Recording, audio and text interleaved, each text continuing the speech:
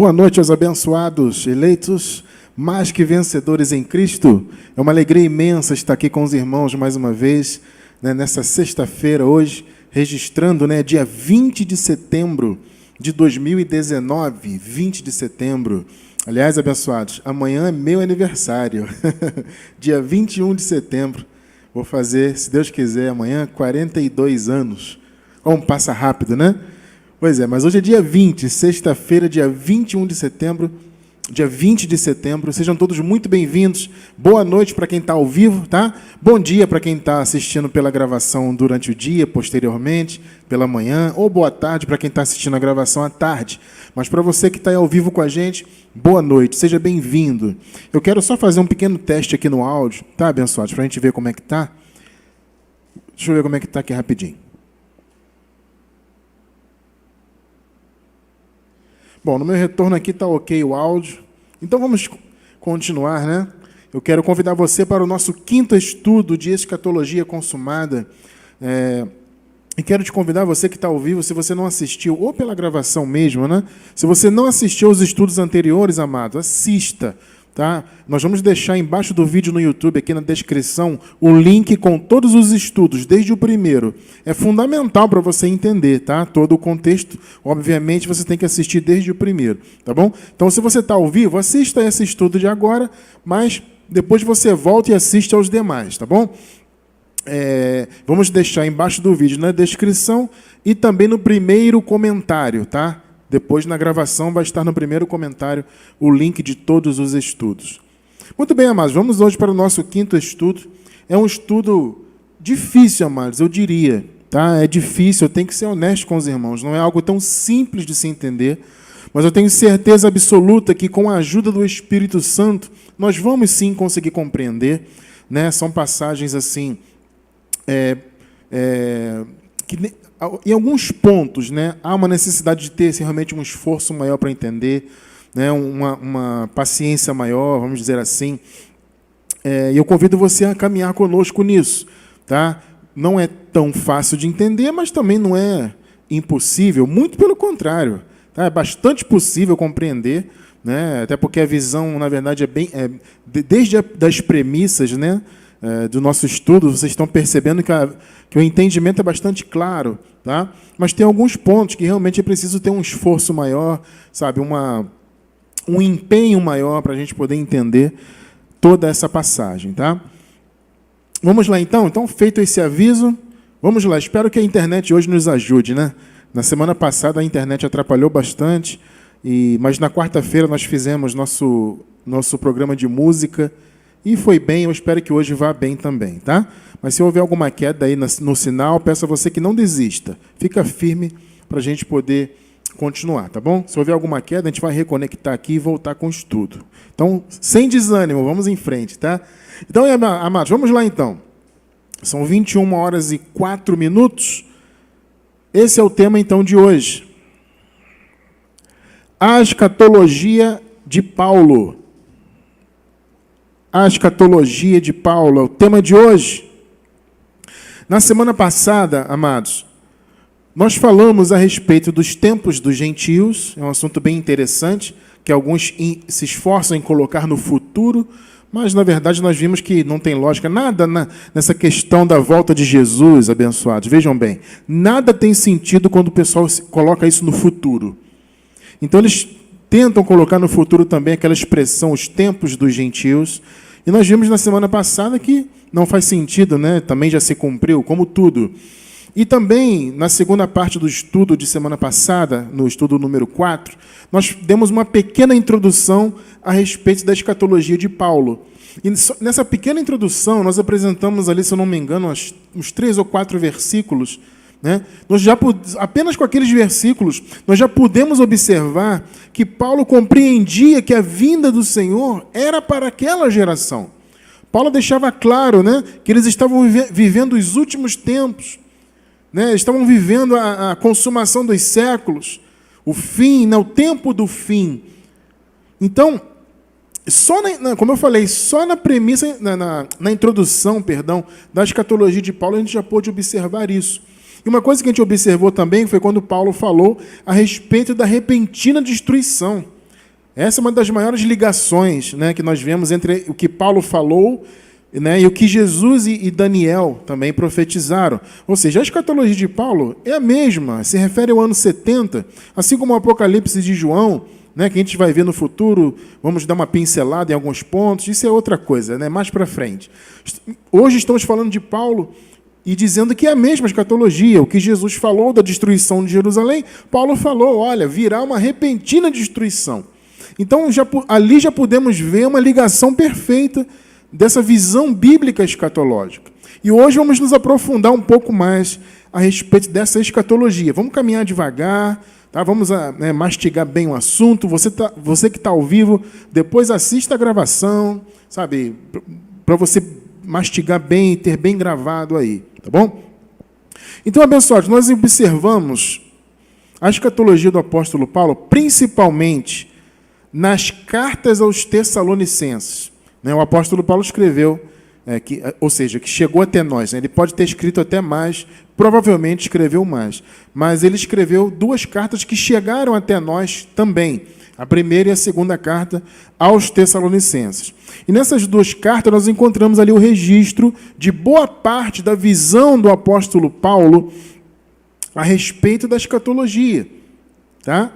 Então, uma coisa que é importante a gente observar, além do que nós já vimos na semana passada, na introdução à escatologia de Paulo, nós observamos que não há dúvidas de que Paulo tinha em mente que a vinda do Senhor, né, em glória, no reino, seria para aquela geração, justamente pelo fato do apóstolo Paulo tratar com aquela geração.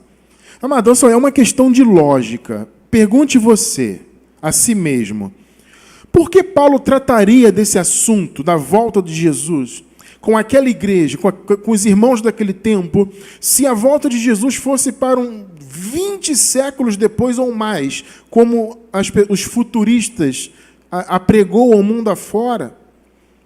Qual o sentido disso? Pensa bem nisso. Porque Paulo ia perder tempo de ficar explicando, né, trazendo os conceitos, etc., para os irmãos daquela época, sendo que a vinda de Jesus seria mais de 20 séculos depois, ou até mais, porque segundo os futuristas, ninguém sabe quando vai vir, pode ser amanhã, né? Ou pode ser daqui a 100 anos, ninguém sabe. Né? E eu pergunto para vocês, qual é o sentido disso? É só você raciocinar, é uma questão de lógica. Estava até conversando com a minha esposa sobre isso, né? Falei, não é, amor, é uma questão de lógica. Para que Paulo vai tratar desse assunto? Ou iria tratar? Ou por que ele tratou com os irmãos se a coisa ia acontecer tantos séculos à frente? Isso, amado, não faz sentido no ponto de vista da lógica, da palavra. É óbvio que Paulo estava tratando com a igreja, com os irmãos daquela época, porque ele sabia que a vinda de Jesus era para aquela época. Porque Jesus mesmo, nos dias de sua carne, ele deixou claro. Deixou ou não deixou? Não passará esta geração. Vocês já estudaram isso conosco? Jesus disse, alguns dos que estão aqui me verão vindo na glória, no reino, para trazer o juízo. Nós já vimos isto. E as pessoas ficam forçando a interpretação. Jesus está falando da transfiguração, quando ele falou isso. Mas é óbvio que não. O contexto deixa claro que quando Jesus fala de vir, primeiro que ele fala claramente de vir no reino. Isso é muito claro. E o contexto fala do juízo. Eu vou recompensar segundo as obras. Isso é o quê? Isso é juízo. Né? Então, é óbvio que Jesus falava daquela geração, daquele tempo, e é óbvio que Paulo sabia. Meus amados, o apóstolo Paulo esteve no terceiro céu com Jesus já ressuscitado. Eu pergunto para vocês acham mesmo que dentre toda a revelação que Paulo teve da graça, vocês acham mesmo que Jesus não revelou a Paulo sobre a escatologia? É óbvio que revelou. Note que ele não revelou o dia. Porque o próprio Jesus disse, o dia, ninguém sabe, o dia certo. Mas Jesus deixou claro, o que vai acontecer vai mostrar para vocês. O que vai acontecer antes, os acontecimentos vão preparar o terreno. Então o dia certo, claro que Paulo não sabia, mas ele sabia que seria naquela geração. Isso foi revelado a ele também no terceiro céu. Por isso que ele pôde tratar com os tessalonicenses e com as igrejas, né? Mas mais especificamente os tessalonicenses. Tá bom? Então é muito claro que Paulo estava tratando desse assunto lá, porque era para eles a vinda do Senhor. Tá? Esse é um ponto importante. O segundo ponto aqui é o seguinte: alguém pode argumentar, ou perguntar, não argumentar, mas de repente ter uma dúvida, e se perguntar assim, mas irmão Cristiano, tudo bem, eu entendi, está certo, tem lógica, Paulo está tratando com eles lá, porque era para eles, ok. Mas por que Paulo? Qual o motivo dele tratar desse assunto com o povo de Tessalônica, né, se a vinda de Jesus dizia respeito a Israel? Né? É uma dúvida coerente, correta. Porque, afinal de contas, né, Tessalônica está fora de Israel, fora de Jerusalém. E a vinda de Jesus dizia respeito a Jerusalém, ao juízo, destruição, vingança de Deus contra os israelitas. E por que tratar com os tessalonicenses? Vamos ver, existem alguns motivos para isso. Veja bem, o primeiro motivo é o seguinte, amados. A vinda de Cristo, presta bem atenção no que eu vou falar. A vinda de Cristo foi um evento eminentemente espiritual. Veja, eu não estou dizendo que foi apenas espiritual. Estou dizendo que foi eminentemente espiritual. Tá? Eu não vou me aprofundar nisso hoje. Tá? A gente vai, em outra oportunidade, tratar dessa questão do aspecto espiritual, aspecto material, físico. A gente vai entrar nisso posteriormente. Hoje eu quero apenas que você tenha em mente isso. A vinda de Jesus, né, foi um evento que teve um aspecto eminentemente espiritual. Esse aspecto espiritual, ele dizia respeito à igreja. Esse é o ponto. O aspecto espiritual da vinda do Senhor dizia respeito à igreja. O juízo, a destruição, né, tudo aquilo que Jesus de Nazaré profetizou, o que Daniel profetizou, isso dizia respeito a Israel. Foi o aspecto físico da vinda do Senhor, visível. Mas o aspecto espiritual foi para toda a igreja, abarcava toda a igreja. Toda a igreja, né, teria em si os benefícios espirituais da vinda do Senhor. Então era óbvio, né, era plausível que Paulo tratasse com as igrejas a respeito da vinda do Senhor. Ainda que a vinda, em termos físicos, em termos visuais, ele dizia respeito à destruição de Jerusalém. Então, a princípio, parece que não tem lógica. Poxa, a vinda é para Jerusalém, Paulo está tratando com igrejas que estavam fora, com pessoas que moravam fora, porque o aspecto espiritual dizia respeito à igreja. Está claro isso? E por que Paulo entrou nesse assunto da vinda de Cristo? Além disso que eu acabei de falar, por que ele entrou bem mais especificamente com os tessalonicenses, onde a gente observa Paulo tratando bem profundamente com eles. Por que especificamente com eles? Veja bem, amados. Primeiro ponto. O apóstolo Paulo tratou com os tessalonicenses, primeiro para trazer consolo para eles. Vocês vão observar na primeira carta, quando Paulo fala da vinda de Jesus, todo o sentido do contexto é para trazer consolo, paz de espírito para eles em relação à morte de alguns irmãos. Vamos ler juntos? Primeira carta aos Tessalonicenses. Vamos ler primeira carta aos Tessalonicenses 4. Vamos ler do 13 até o 18. 13. Não quero, porém, irmãos, que sejais ignorantes acerca dos que já dormem, para que não vos entristeçais. Olha aí, como os demais que não têm esperança. Está vendo a intenção de Paulo aqui, logo nesse versículo?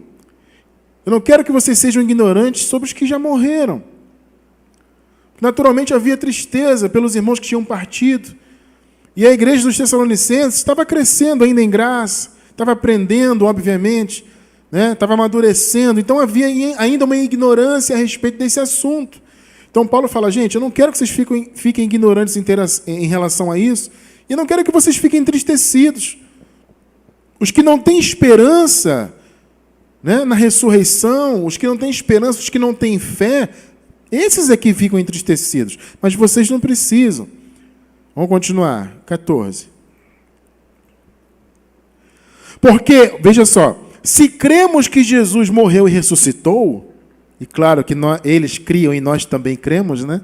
Assim também aos que em Jesus dormem, olha, Deus os tornará a trazer com ele. O que Paulo está falando aqui?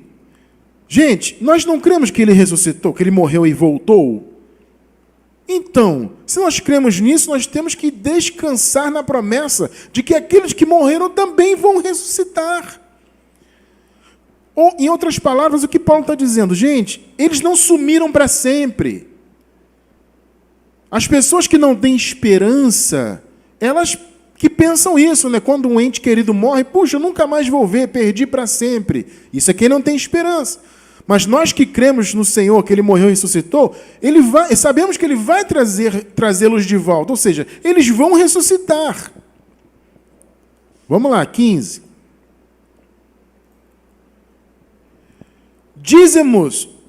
Dizemos-vos, pois isto, pela palavra do Senhor, que nós, os que ficarmos vivos, observe aí, nós até sublinhamos aí, por que Paulo falou isso? Justamente porque ele sabia que a vinda do Senhor era para aquela geração.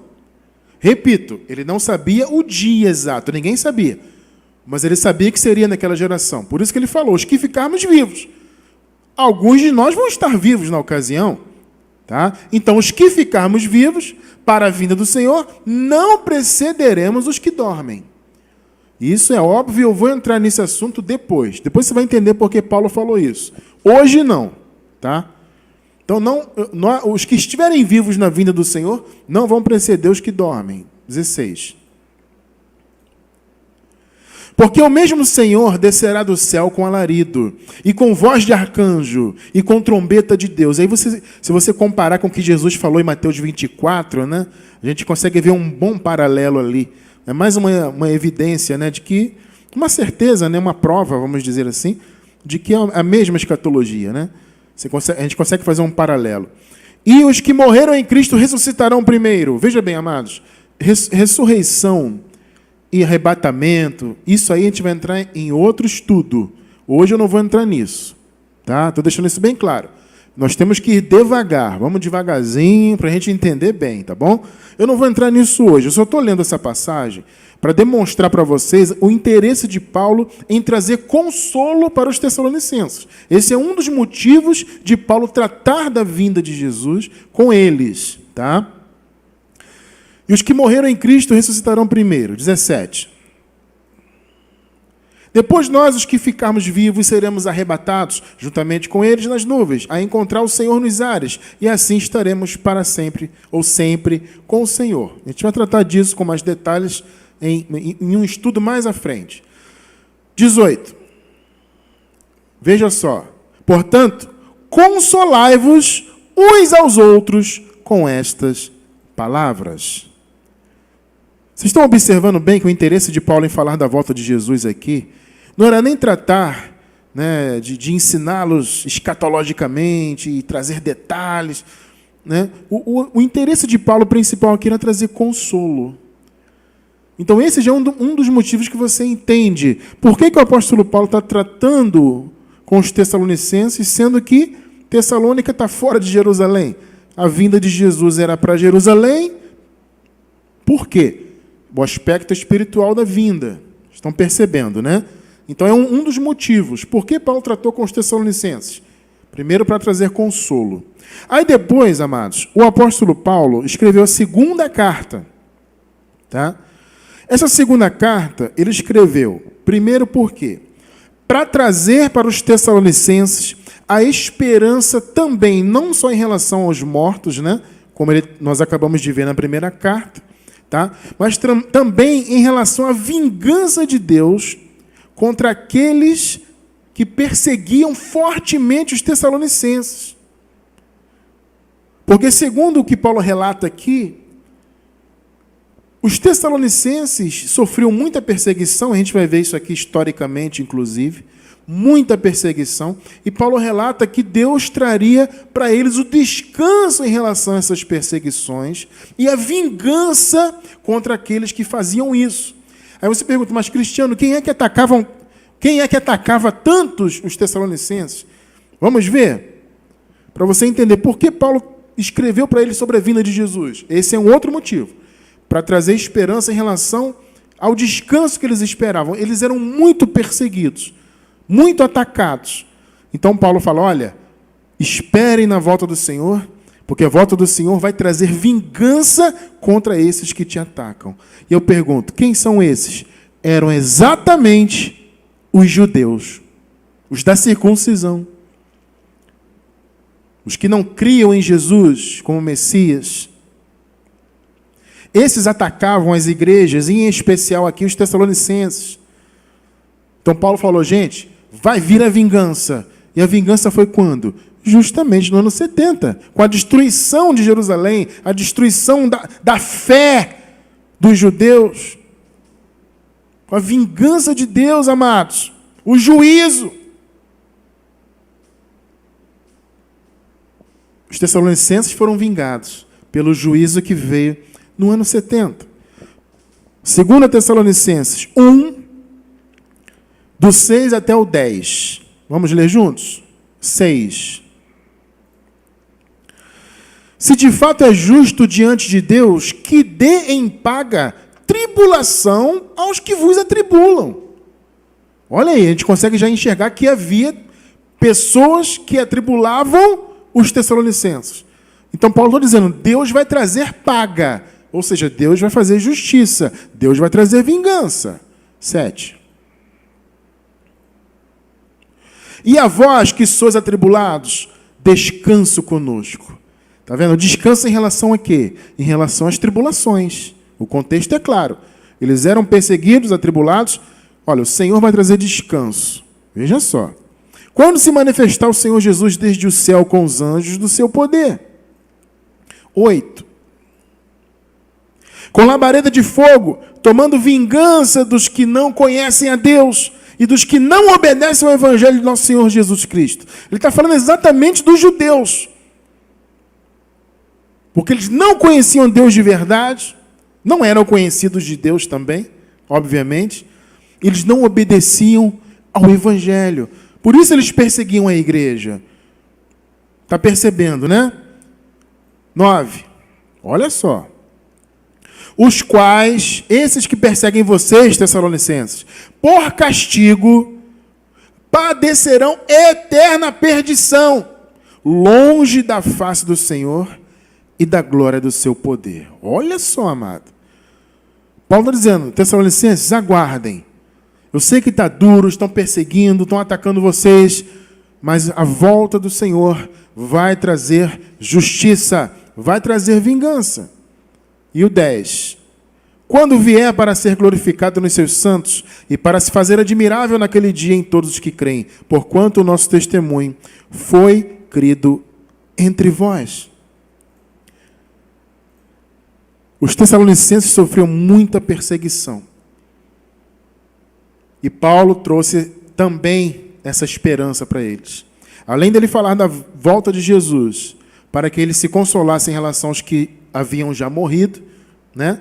Paulo também trouxe esse consolo. Olha, vocês são perseguidos, mas Deus vai vingar vocês. Vamos ver alguns registros aqui da perseguição que os tessalonicenses sofriam dos judeus. 1 Tessalonicenses 2, vamos ler o 14 até o 16.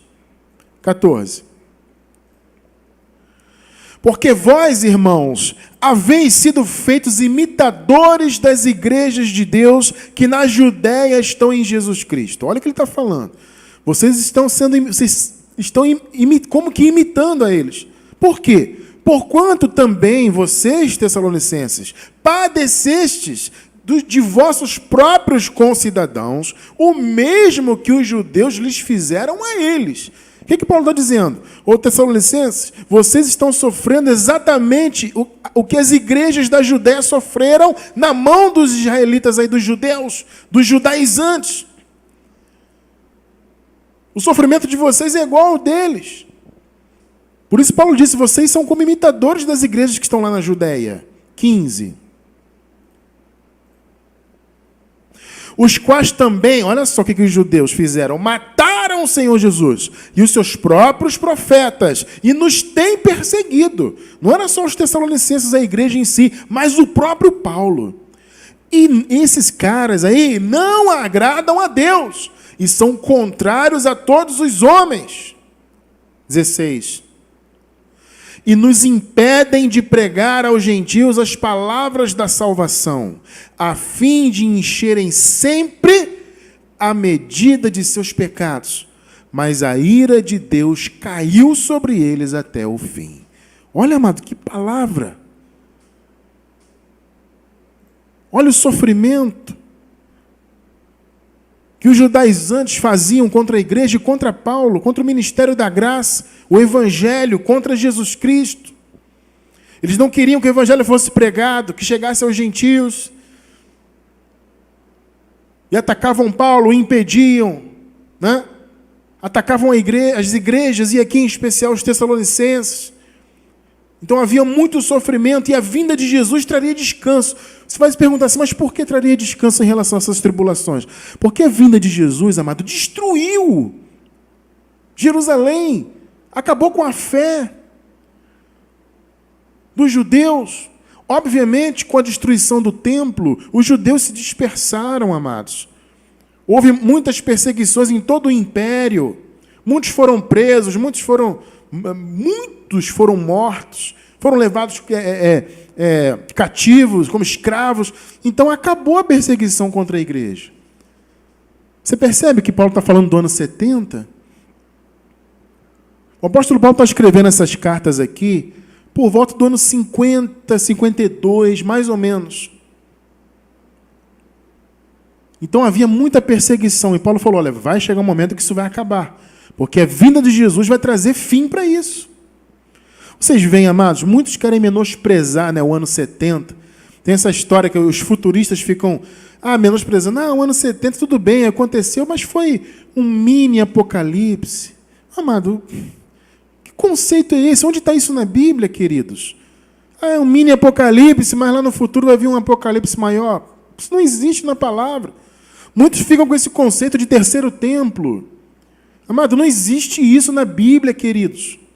Essa história dos futuristas de terceiro... que vai construir um terceiro templo, que aí vai vir o filho da perdição, e que vai acontecer isso e aquilo. Onde tem isso na Bíblia? A Bíblia não fala em lugar nenhum de terceiro templo. Então, essa inferência dos futuristas em relação a um suposto terceiro templo é algo que é extra-bíblico. Isso não está na Bíblia. Veja, o nosso fundamento tem que ser a palavra, o que está escrito. Tá? Então, se você começa a interpretar, não, que vai haver isso, que vai haver aquilo, será construído um terceiro templo de Jerusalém. Amado, primeiro que eu não acredito, eu particularmente, não acredito que Deus há de permitir a construção de um outro templo. Eu não acredito. Mas ainda que os israelitas o construam amanhã ou depois, isso não tem nada a ver com Apocalipse nenhum. Vocês entendem? Eu não creio que vai construir. Não creio mesmo. Tá? Porque não faz sentido, isso não está na Bíblia. Então, vamos parar com esse achismo, né? Vai acontecer no futuro porque vai ter um outro templo. Não. Tudo que for profetizado dizia respeito àquele templo que estava de pé lá. Inclusive nesse tempo aqui das cartas. Volta do ano 50, 52, por aí. Tá? Então vocês viram aí o Paulo falando da perseguição? Vamos ver o registro histórico disso em Atos dos Apóstolos? Vamos ver. Atos 17, do 1 até o 8. Vamos ver juntos aqui. Passando por Anfípolis e Apolônia, chegaram a Tessalônica. Olha só. Onde eles chegaram? Tessalônica. Onde havia o quê? Uma sinagoga de judeus. Pegou aí? Paulo e Silas passaram por Anfípolis, por Apolônia, e chegaram a Tessalônica. Presta bem atenção. Onde havia uma sinagoga de judeus. Está vendo a origem da perseguição aí? 2. E Paulo, como tinha por costume, foi ter com eles. O Paulo aproveitava essas oportunidades. Então, quando ele encontrava uma sinagoga, ele ia. E por 3 sábados, porque os judeus se reuniam nos sábados, né? Alguns até dizem que Paulo guardava o sábado, mas não é isso. É que Paulo aproveitava a oportunidade. Já que eles se reuniam aos sábados nas sinagogas, o Paulo ia até lá falar da palavra. E por 3 sábados disputou Paulo com eles, com os judeus, sobre as Escrituras. 3. E expondo e demonstrando que convinha que o Cristo padecesse e ressuscitasse dentre os mortos. E este Jesus que vos anuncio, dizia ele, é o Cristo. Você vê Paulo tremendo, né? Pregando lá no meio da sinagoga. Muita coragem, né, amado? Olha o 4. E alguns deles creram e ajuntaram-se com Paulo e Silas. E também uma grande multidão de gregos religiosos. E não poucas mulheres principais. 5. Mas os judeus desobedientes, movidos de inveja, olha só esses caras que viviam perseguindo Paulo, amados. Olha só o que eles fizeram. Tomaram consigo alguns homens perversos, dentre os vadios, né? Marginais, né? E, ajuntando o povo, alvoroçaram a cidade e assaltaram a casa de Jason. Procuravam trazê-los para junto do povo. Eles queriam capturar Paulo e Silas, queridos. Cheios de inveja, cheios de ódio. Eles juntaram alguns vadios ali. Vamos lá na casa do Jason para a gente poder capturar Paulo e Silas. Está vendo aí, amados? Terrível. 6. E, não os achando, trouxeram-lhe Jason e alguns irmãos à presença dos magistrados da cidade, clamando: estes que têm alvoroçado o mundo chegaram também aqui. Falando de Paulo e Silas, né? 7. Os quais Jason recolheu. Jason, naturalmente, ele era um judeu, amado. Muito provavelmente, né?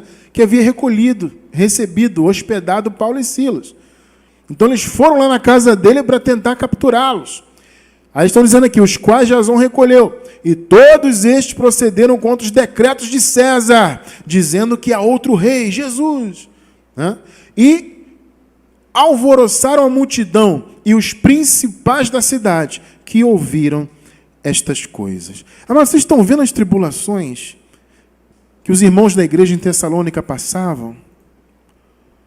Você está entendendo por que Paulo está falando da vinda de Jesus para eles? Para trazer esperança para eles. Primeiro, em relação aos mortos. Né? Olha, os que não têm esperança, eles acham que os mortos se foram para sempre. Mas vocês não. A gente sabe que Jesus ressuscitou, então eles vão ressuscitar também. Entende? Primeiro ponto. Segundo ponto, trazer consolo e paz em relação, promessa de Deus, em relação ao descanso dessas perseguições terríveis. Vocês entendem por que Paulo está escrevendo? Porque ele escreveu para eles.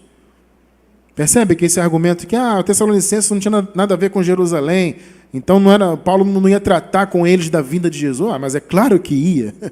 Óbvio que ia. Vocês estão vendo aí. Agora, teve ainda um segundo motivo para o apóstolo Paulo escrever a segunda carta. Aí é que está, um segundo motivo muito importante. O que acontece, amados? Houve uma boataria naquela época de que Jesus já tinha vindo. Paulo falou na primeira carta, Paulo também esteve, com eles, e falou desse assunto com eles pessoalmente, escreveu a primeira carta, falando da vinda de Jesus, etc. Obviamente, Paulo se retirou e começou a ver uma boataria de que Jesus já tinha vindo. Inclusive, tudo indica que escreveram uma carta, como se fosse o próprio Paulo. Uma carta falsa de Paulo, para dizer que Jesus tinha vindo. Então começou aquele burburinho na igreja. Então Paulo escreveu a carta para corrigir isso também. Vamos verificar? 2 Tessalonicenses, segunda carta, capítulo 2. Vamos ler aqui, a princípio, os versículos 1 e 2. Obviamente, o 1 primeiro, né? Ora, irmãos, rogamo-vos pela vinda de nosso Senhor Jesus Cristo e pela nossa reunião com Ele. Amado, deixa eu trazer uma interpretação mais correta para essa passagem aqui rapidinho. Tá? O que Paulo está falando aqui? Ele está rogando, ele está pedindo com veemência. Vocês já viram a expressão que a gente usa muito, em português, pelo menos aqui no Brasil, em português, né? Tipo, pelo amor de Deus, faça isso, faça aquilo. O que é essa expressão, pelo amor de Deus? É uma expressão que dá ênfase, né? Que dá força ao pedido. É mais ou menos isso que Paulo está fazendo. Irmãos, eu rogo para vocês, pela vinda de nosso Senhor e pela nossa reunião com Ele. Veja bem, amado, a palavra reunião aí, ela vem do grego epsunagoge, que significa congregação, união. A mesma palavra foi utilizada, por exemplo, lá na carta aos Hebreus, né, quando fala, não abandoneis a vossa congregação. É a mesma palavra, que é a palavra sunagogue, né, que aí nos faz lembrar de quê? Sinagoga, né? Ou seja, um local de reuniões. Tá? Então, epsunagogue é o quê? O local de reunião do povo de Deus, é a igreja. A nossa união como igreja. Entenda que essa palavra epsunagogue aponta para isso. E a expressão com vem do grego epi. Essa palavra poderia ser melhor traduzida, e seria melhor traduzida, em vez de com, se fosse, por exemplo, nele. Porque essa palavra é epsunagogue, ou seja, reunião, igreja, congregação. Com seria, no caso, melhor nele, porque essa palavra epi, né, epsunagogue, epi, seria melhor. É como você se refere, deixa eu usar um termo para explicar melhor isso. Quando você fala assim, olha, ele sentou na cadeira, né? Ou ele sentou nela. Percebe que o na é o epi aqui. Percebe? Ah, ele subiu no cavalo. Ou seja, ele subiu nele. Qual seria uma tradução mais correta? Irmãos, eu rogo-vos, eu vos peço, pela vinda do Senhor. Eu peço pela nossa união nele. Pelo fato de sermos igreja nele. É isso que Paulo está falando aqui, amados. Epsunagogue é igreja. Tá? É igreja. Então, a nossa reunião nele. Porque a palavra que junta, né, reunião com ele, o com, na verdade, seria nele. O mais correto, porque essa palavra significa por cima. Por isso que eu dei esse exemplo de sentar, né? Ah, sentou nela, ou seja, sentou na cadeira, por cima dela. Vocês estão compreendendo? Então, em outras palavras, Paulo está dizendo, irmãos, eu peço a vocês, mas eu peço muito, eu rogo pela vinda do Senhor, eu rogo pela nossa união que nós temos nele. É isso que Paulo está falando aqui. Versículo 2, vamos continuar. 2. Que não vos movais facilmente no vosso entendimento, nem vos perturbeis, quer por espírito, quer por palavra, quer por epístola, olha só, como de nós. Vocês estão percebendo aí? Como de nós. Ou seja, como se fosse uma carta minha. Alguém aí mandou uma carta dizendo que é minha. E vocês estão perturbados por isso.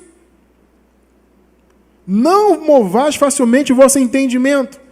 Não vos perturbeis, quer por espírito, por palavra, por epístola, como se fosse minha, como nós, como de nós. Como se o dia de Cristo como se o dia de Cristo estivesse já perto. Amados, os futuristas usam muito isso aqui. Porque eles dizem, está vendo? Paulo disse que não estava perto. Se você for levar, se nós formos nos levar por esta tradução, ainda assim estaria correto. Por quê? Porque de fato não estava perto. Mais uma vez, Paulo está escrevendo aqui por volta do ano 50, 52, por aí. Quantos anos faltavam para a vinda ainda? Pensam bem. A vinda foi no ano 70, destruição de Jerusalém. Olha quantos anos ainda faltavam. Então vamos dizer que faltava aí, se foi em 52, faltavam 18 anos ainda. Então não estava perto. Só que a expressão já perto aí, na verdade, ela vem do grego enesteken. Ela significa algo que já está presente. A tradução mais correta é essa. Então, olha, não se perturbem com esses boatos de que o dia do Senhor já veio. Essa é a tradução correta. Não é perto, é já veio, já se manifestou. Tessalonicenses, não. Ela não está presente. Não se perturbem com isso, com esses boatos. Paulo escreveu também para isso. E aí Paulo fala o seguinte, olha, não se preocupem que Jesus não veio ainda, porque falta alguma coisa acontecer. E aí que Paulo começa a relatar. Vamos ver o versículo, vamos ler agora do 3 até o 12. Vamos no 3, vamos lá. Ninguém de maneira alguma vos engane, porque não será assim sem que antes venha o quê? A apostasia. São dois eventos. Então, veja, Paulo está dizendo, gente, Jesus não veio ainda, isso é boato. Isso é boato. Antes de Jesus vir, tem que acontecer a apostasia e tem também que se manifestar o homem do pecado, o filho da perdição. Dois eventos. A apostasia e a manifestação do homem do pecado. Veja bem, amados, apostasia, a palavra no grego, era uma palavra que ela podia ser aplicada a uma revolta, geralmente ela era aplicada a uma revolta, ou de origem política, ou de origem religiosa. Tá?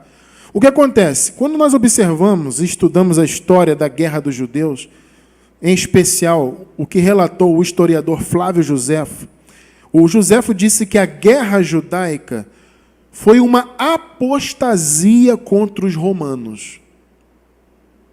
Então, o que foi apostasia? Vocês se lembram nos estudos anteriores que nós falamos da grande revolta, daquela explosão contra Roma que foi em 66, né? Perdão, amados. Foi em meados do ano 66.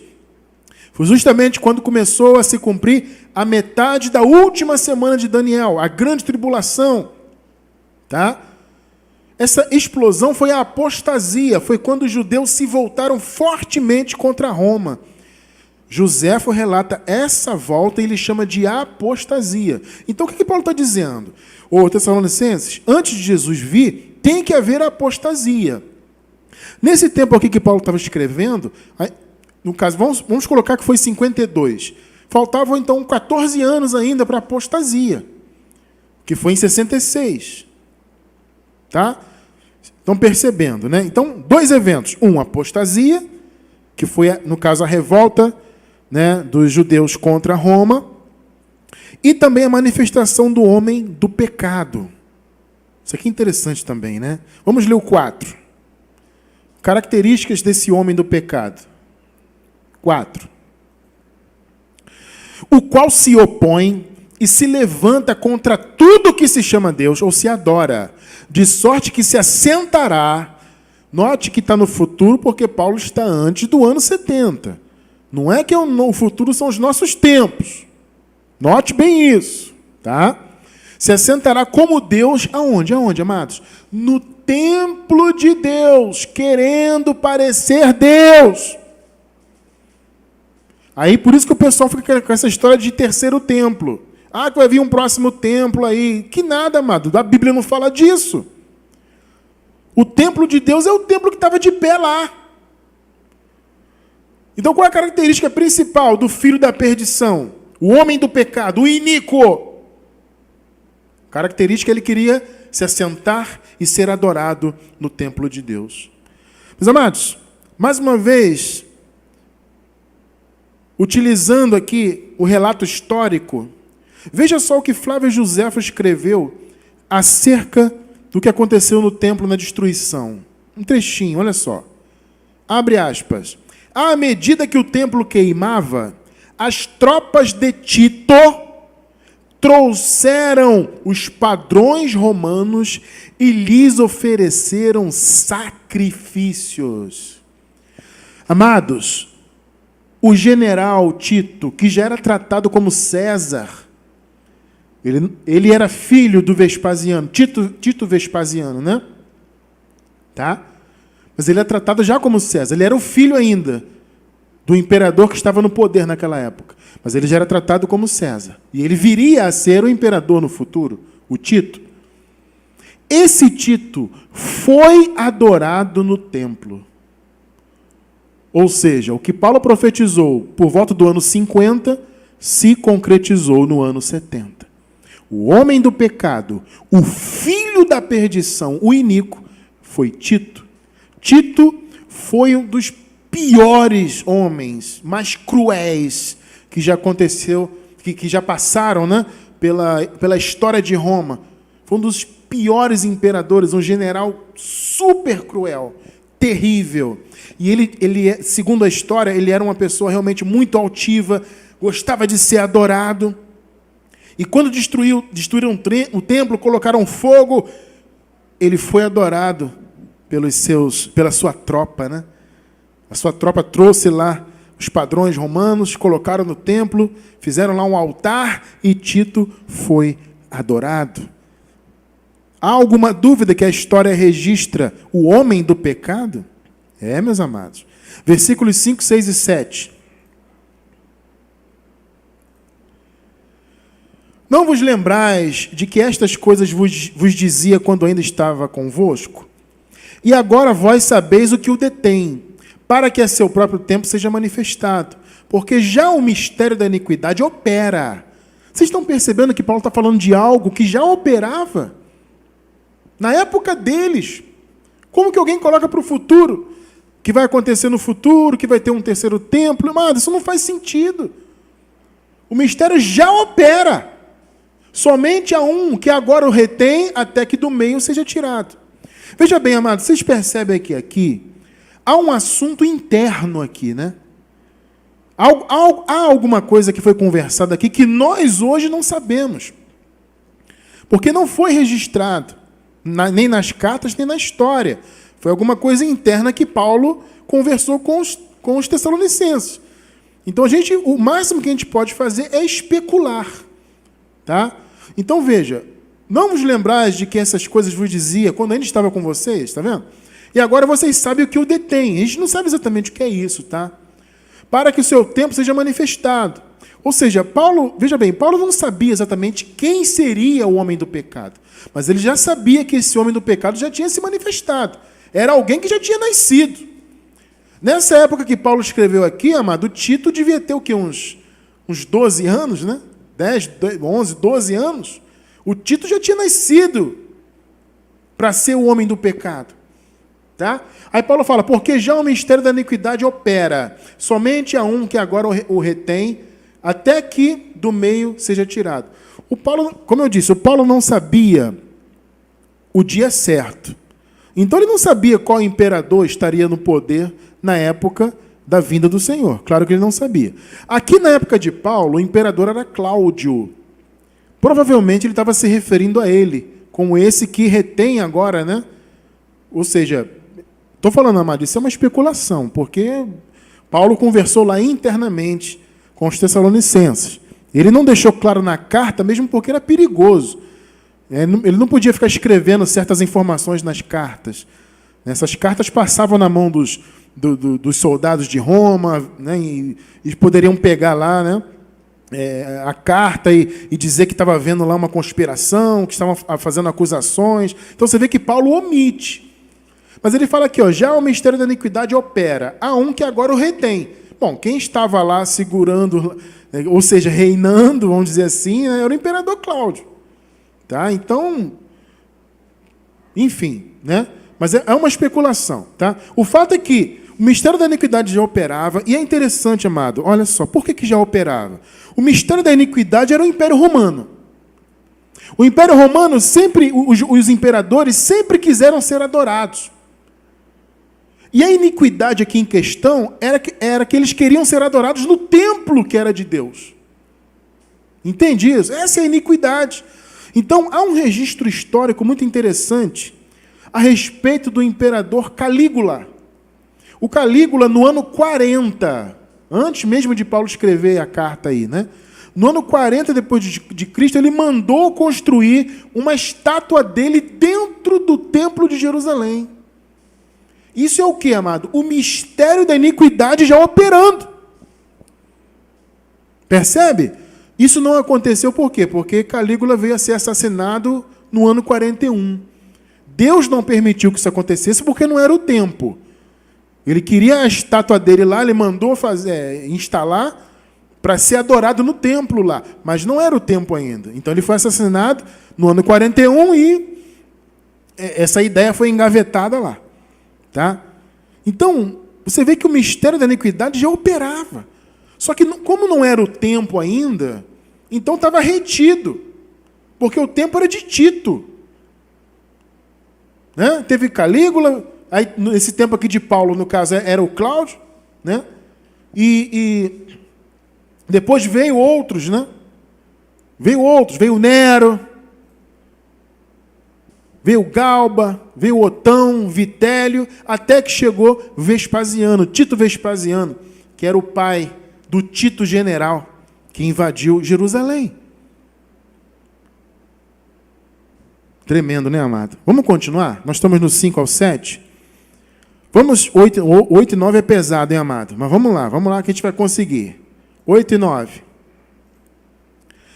Então, depois que... Aí Paulo está falando, né? Depois que veio a apostasia, que foi lá no ano 66, a apostasia dos judeus contra Jerusalém, contra Roma, perdão. Depois viria a manifestação do homem do pecado, o filho da perdição. Alguém pode perguntar assim, mas abençoado cristiano, vejam bem, como é que o Tito não foi usado por Deus como para trazer juízo? Né? Como é que ele, sendo um filho da perdição, ia ser usado por Deus? Ué, amado, exatamente. Eu pergunto para vocês acham que Deus usaria um eleito dele para fazer o mal? Pensa bem nisso. Observem isso, pensem bem nisso. Vamos pensar junto. A palavra diz o que em Provérbios? Que o Senhor faz todas as coisas para cumprirem o seu propósito. Até o ímpio para o dia do mal. Hã? Deus não usou lá, por exemplo, Faraó contra Moisés? Deus não usou Nabucodonosor? Deus usou o filho da perdição. Ele não usaria um eleito dele, amado. Ele usou um da perdição. O homem do pecado. Um dos mais cruéis, se não o mais cruel dos imperadores. Né? Que era uma pessoa altiva, era um camarada asqueroso, queria ser adorado e foi adorado na destruição do templo, lá dentro do templo. Tremendo, amado. Então vamos lá para o 8 e 9. Então será revelado o iníquo, né? Quando chegar no tempo dele. A quem o Senhor desfará pelo assopro da sua boca e aniquilará pelo esplendor de sua vinda. Isso aqui é interessante, amado. Isso aqui é um dos problemas, né, para se entender. Mas eu vou passar para vocês a minha compreensão dessa passagem. Eu não entendo isso aqui como uma morte física, mesmo porque Tito não morreu no ano 70.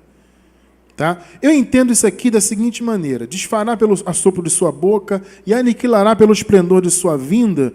Esse aniquilar, inclusive, vem do grego katargel, que, entre outras acepções, significa desempregado, sem efeito, algo que foi anulado, que foi desempregado. Vocês entendem? Como eu entendo isso aqui? Não é morte física, mas que o Tito perderia o sentido, ou seja, o poder que levou ele até Jerusalém para destruir, seria retirado dele. Ou seja, ele ficou, entre aspas, desempregado, porque a vinda de Jesus retirou o poder, acabou o sentido. Eu entendo que Tito foi, amado, criado por Deus para isso. O homem do pecado foi levantado por Deus, preparado preparado para aquele dia. Então, olha só o versículo 9. E presta bem atenção, amada, isso aqui é forte. A esse cuja vinda é segundo a eficácia de Satanás, com todo o poder e sinais e prodígios de mentira. Meus amados, há relatos históricos, por exemplo, de que o pai de Tito, o outro Tito, Tito Vespasiano, ele fazia milagres. Eu desconheço algum relato de que o Tito general também fazia, mas eu não me surpreenderia se ele conseguisse, se ele tivesse feito. Ou seja, do Império Romano vinha esse sinal, esses sinais e prodígios de mentira. Eram maravilhas, milagres que eles faziam, coisas mentirosas. Agora, isso veio de quem? Que poder é esse? Segundo a eficácia de Satanás. Amado, eu estou tratando com adultos, hein? Então, por favor, prepare-se para o que eu vou falar. Quem conhece o Evangelho da Graça sabe que Satanás não é nome próprio. Os tradutores insistem em colocar letra maiúscula. Vocês podem notar, não é verdade? Sempre tem letra maiúscula nisso aí. Mas não é. Satanás é um adjetivo, é uma palavra que significa adversário, tanto no grego quanto no hebraico. Note uma coisa. Vocês sabiam que Deus, na Bíblia, foi chamado de Satanás?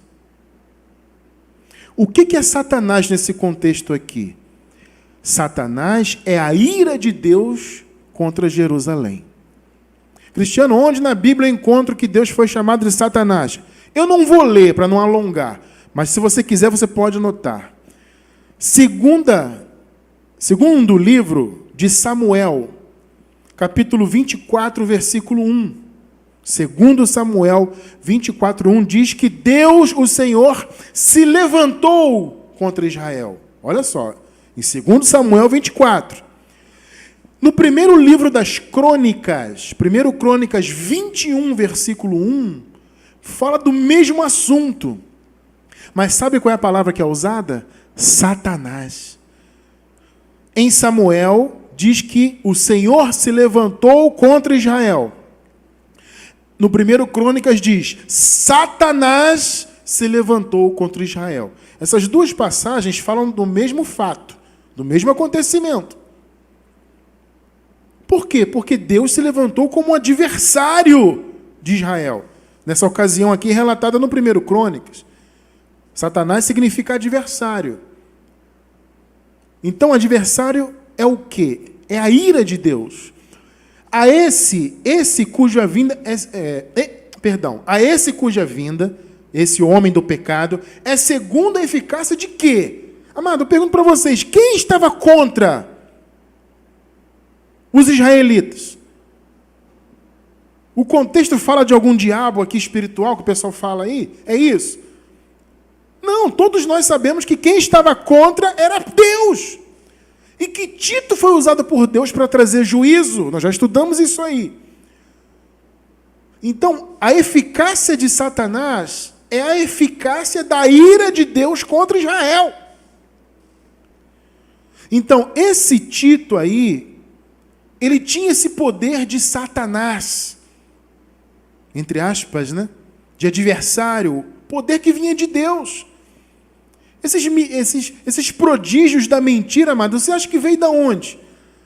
A palavra não diz que Deus enviou a operação do erro? Foi Deus que enviou a operação do erro, para que crescem na mentira. Deus! Então quem é o Satanás aqui? É Deus! Para muitos isso é, meu Deus, que heresia. Não, amado, está escrito. Há precedentes bíblicos disso. Segundo livro de Samuel 24, 1. 1 Crônicas 21, 1. As duas passagens falam da mesma coisa. Um fala que é o Senhor, a outra fala Satanás. Então, Satanás é a ira de Deus. Então, o iníquo, o filho da perdição, foi enviado pela força da ira de Deus. Só que depois ele ficou, entre aspas, desempregado. A vinda do Senhor tirou a importância dele. Olha, você já cumpriu o que você foi determinado. Eu entendo essa passagem assim. Tanto que tem uma força de expressão, né? Desfará pelo sopro da sua boca. Aniquilará, catargel, o tornará o quê? Sem efeito, desempregado. Acabou o poder que te foi dado no ano 70 se cumpriu. O ponto é esse aqui. Tá? Vamos agora os versículos 10, 11 e 12. Isso é alimento sólido, hein, amado? Vamos lá. Versículos do 10 ao 12. Vamos ler o 10 primeiro. Aliás, vamos ler todos aqui. E com todo o engano da injustiça, olha só, para os que perecem, não para os eleitos, claro, para os que perecem, porque não receberam o amor da verdade para se salvarem. Olha só, amado. E por isso, Deus lhes enviará a operação do erro, para que creiam na mentira. Aí, ó, Deus. Entendeu o que é a eficácia de Satanás? É a ira de Deus, que enviou mentiras, sinais e prodígios mentirosos dos romanos, que a história relata. Tudo bem, não, a história não relata exatamente Tito, mas eu não me surpreenderia se ele tivesse feito também milagres e prodígios. A história relata que o pai dele fazia. Ou seja, o Império Romano. O Império Romano, amado, estava com o poder de Deus de ira. Então, o Império Romano foi Satanás do ponto de vista, vamos dizer assim, material, né? Físico. Quem foi Satanás? Do ponto de vista material, físico, o Império Romano, na pessoa do Tito. O homem do pecado, o filho da perdição. Agora, espiritualmente, quem era Satanás? A ira de Deus. Para mim, meu amado irmão, minha amada irmã, isso está absolutamente claro. Então ele diz, Deus enviará a operação do erro para que creiam na mentira. E muitos creram na mentira ali, com certeza. Para que sejam julgados todos os que não creram na verdade. Antes tiveram prazer na iniquidade. Justamente os israelitas, que tiveram prazer na mentira, que foram contra o Senhor, que não receberam o Senhor como Messias, que atacavam a igreja. Deus trouxe vingança sobre eles. Vocês perceberam? Deu para entender bem o que Paulo está falando aqui? Ele falou com os Tessalonicenses, primeiro para trazer consolo em relação aos que já haviam morrido.